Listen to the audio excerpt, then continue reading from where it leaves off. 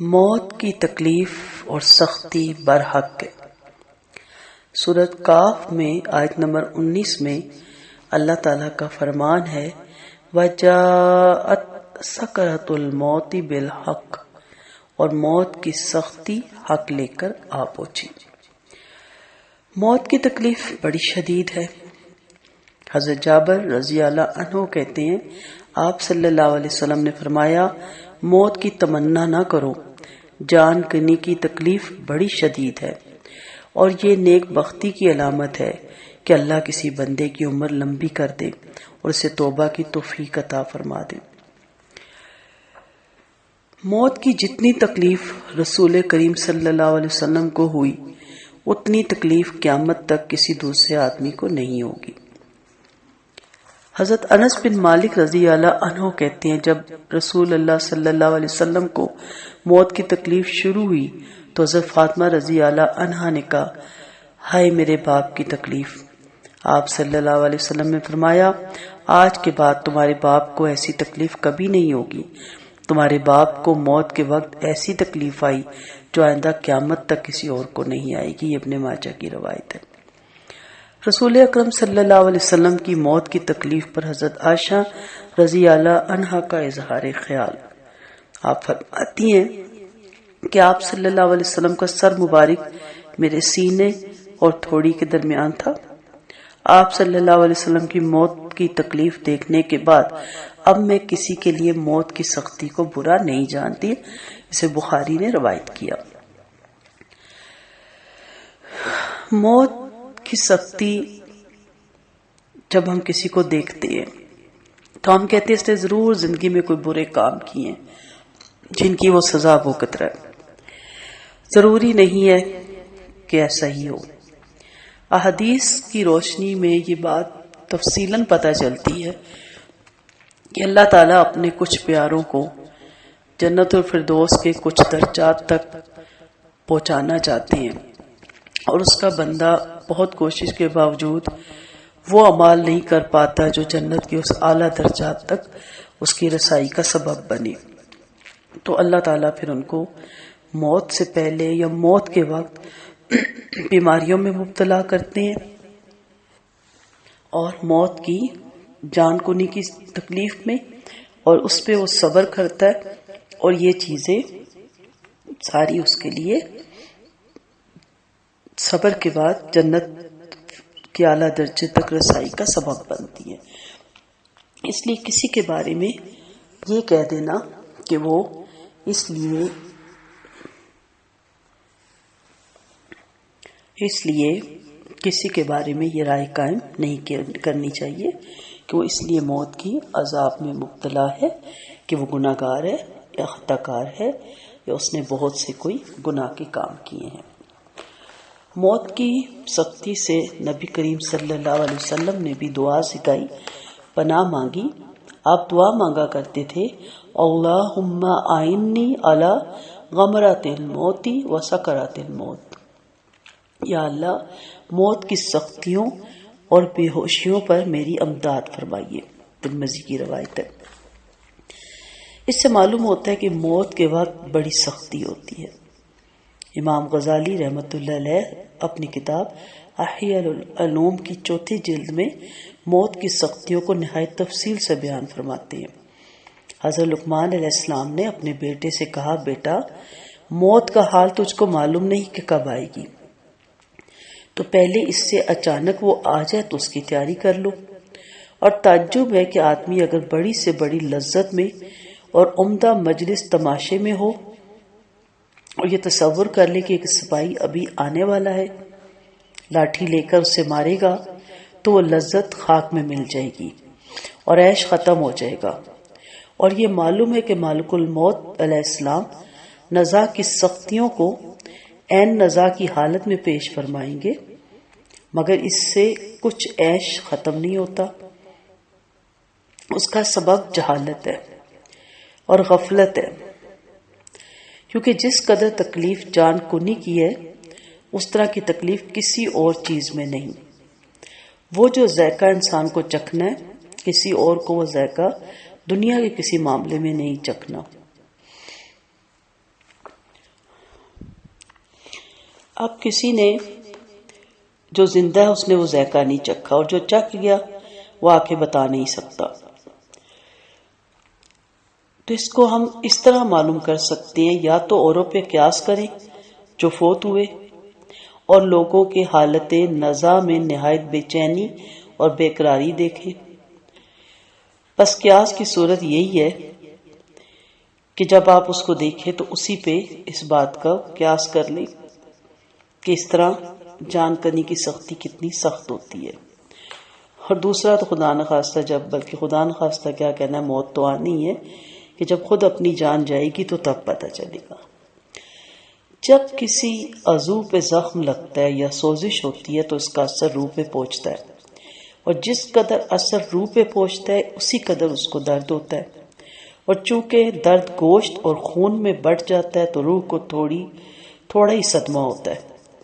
تو اگر ایسی صورت ہو کہ درد اگر خاص روح ہی پر ہو اور دوسری چیز پر نہ ہو تو ظاہر ہے یہ درد نہایت برا ہوگا، اور جان کنی کے یہی معنی ہے کہ نفس سے روح پر صدمہ ہوتا ہے اور اس کے تمام اجزاء میں وہ پھیل جاتا ہے، یہاں تک کہ اجزاء روح میں سے جو تمام بدن کے اندر پھیلی ہوئی ہے کوئی جز باقی نہیں رہتا جس میں درد نہ ہو۔ اور دوسری صورت میں موت کی سختی دل اور زبان اور عضو پہ چڑھ جاتی ہے اور تمام قوت کو ضائع کر دیتی ہے، اور ہر ایک عضو سست پڑ جاتا ہے، قوت فریاد کی بھی باقی نہیں طاقت رہتی، عقل کو بھی پریشان کر دیتی ہے، زبان کو بھی گنگا بنا دیتی ہے، اور ہاتھ پاؤں کو ڈھیلا کر دیتی ہے۔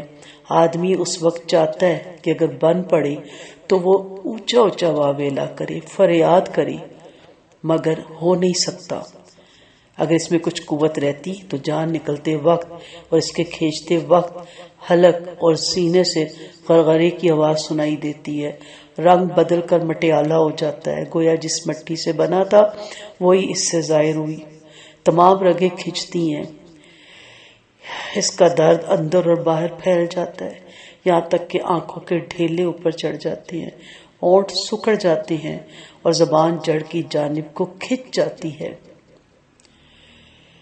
انگلیاں سرد پڑ جاتی ہیں۔ اور اس ایسے بدن کا کیا حال ہوگا جس کی ایک ایک رگ کھنچتی ہے۔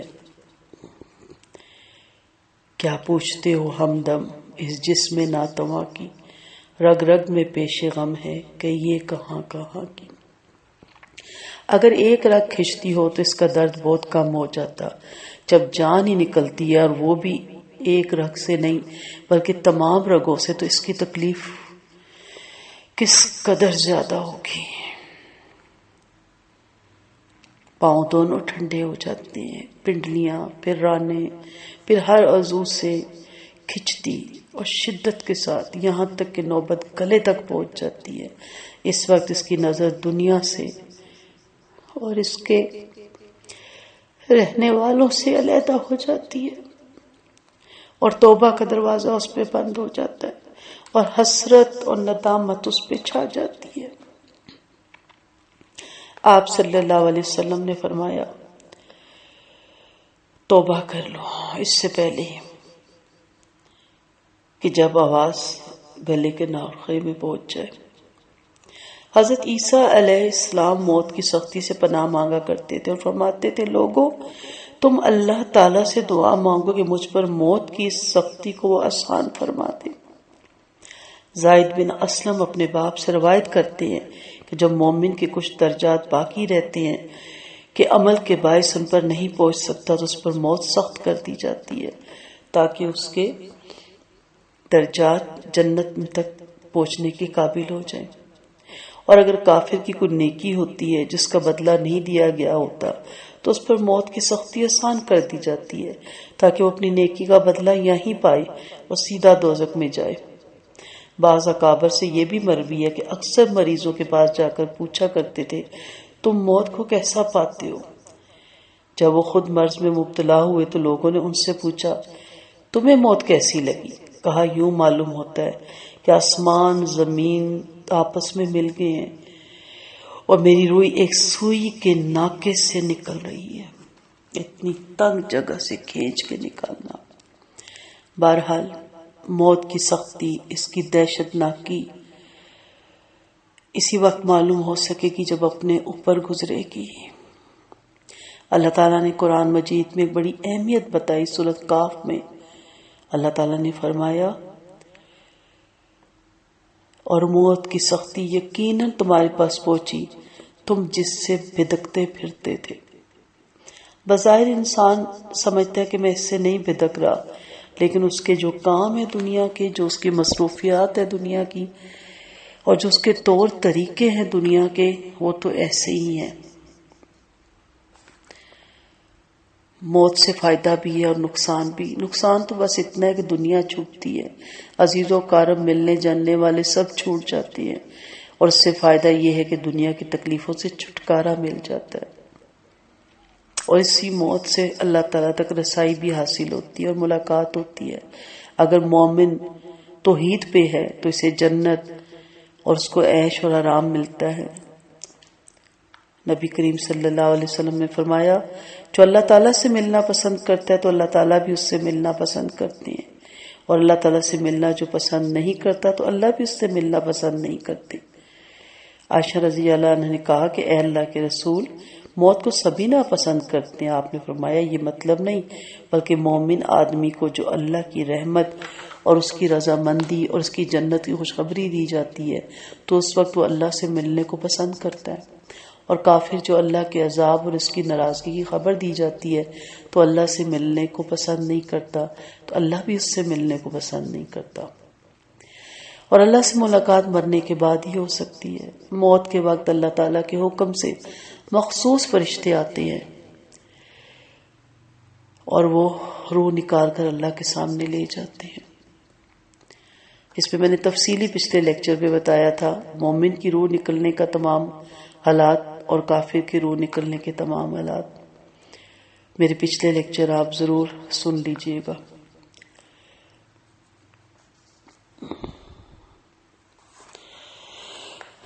زندگی کی کہانی اتنی ہی ہو تو وہ کیسی عجیب دردناک کہانی ہے، مگر جس طرح دنیا کی ہر چیز اپنے جوڑے کے ساتھ مکمل ہوتی ہے، اسی طرح موجودہ دنیا کا بھی ایک تکمیلی جوڑا ہے، اور وہ جوڑا آخرت ہے۔ جو شخص آخرت کو بھولا ہوا ہے اس کی زندگی یقیناً صرف ایک المیہ ہے، مگر جو شخص امکان آخرت سے فائدہ اٹھائے اور موجودہ دنیا کے مواقع کو اگلی دنیا کی تعمیر میں صرف کرے، اس کے لیے موجودہ دنیا ایک نئی زیادہ کامیاب زندگی کا کم قیمتی زینہ بن جائے گی۔ آخرت کے بغیر انسان کی زندگی صرف ایک المیہ ہے، مگر آخرت کو ملانے کے بعد وہ ایک بہترین زندگی ہو جائے گی۔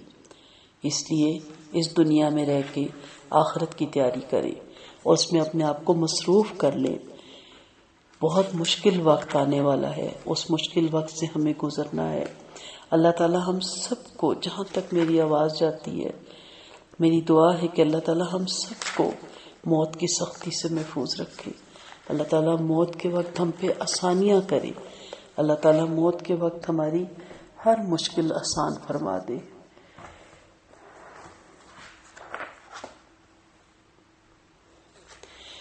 اے ہمارے رحیم و کریم رب، اپنے رحم و کرم سے ہمارے لیے سکرات الموت کے لمحے آسان فرمائیے۔ اے ہمارے رحیم و کریم رب، اپنے رحم و کرم سے موت کے وقت رحمت کے فرشتے بھیجیے گا۔ اے ہمارے رحیم و کریم رب، اپنے رحم و کرم سے موت کے وقت لا الہ الا اللہ نصیب فرمائیے گا۔ اے ہمارے رحیم و کریم رب، اپنے رحم و کرم سے ہمارے روح کے لیے آسمانوں کے دروازے کھول دیجیے گا۔ اے ہمارے رحیم و کریم رب، اپنے رحم و کرم سے اپنے مقرب فرشتوں کو ہمارے حق میں خیر و برکت کا گواہ بنا دیجیے گا۔ اے ہمارے رحیم و کریم رب، اپنے رحم و کرم سے ہمارا نام علیین میں لکھنے کا حکم صادر فرما دیجیے گا۔ اے ہمارے رحیم و کریم رب، اپنے رحم و کرم سے قبر کی گھبراہٹ، خوف اور وحشت سے محفوظ فرما دیجیے گا۔ اے ہمارے رحیم و کریم رب، اپنے رحم و کرم سے ہماری قبر کو 14ویں کے چاند جیسی روشنی سے منور کر دیجیے گا۔ اے ہمارے رحیم و کریم رب، اپنے رحم و کرم سے ہماری قبر کو حد نگاہ تک فراخ فرما دیجیے گا۔ اے ہمارے رحیم و کریم رب، اپنے رحم و کرم سے ہماری قبر کو جنت کے باغوں میں سے ایک باغ بنا دیجیے گا۔ اے ہمارے رحیم و کریم رب، ہم گناہگار سیاہکار آپ کے رحم و کرم کے بیکاری ہیں، آپ کے رحم و کرم کی بھیک مانگتے ہیں۔ اے ہمارے رحیم و کریم رب، ہماری جھولیاں اپنے بے حد حساب بے رحمت سے بھر دیجیے گا۔ اے ہمارے رحیم و کریم رب، رحم فرما۔ اے ہمارے رحمان اور رحیم رب، رحم فرما۔ اے ہمارے ستار اور غفار رب، رحم فرما۔ اے ہمارے رحیم کریم رب، ہم پہ رحم فرما۔ رب اغفر وارحم وانت خیر الراحمین، رب اغفر وارحم وانت خیر الراحمین۔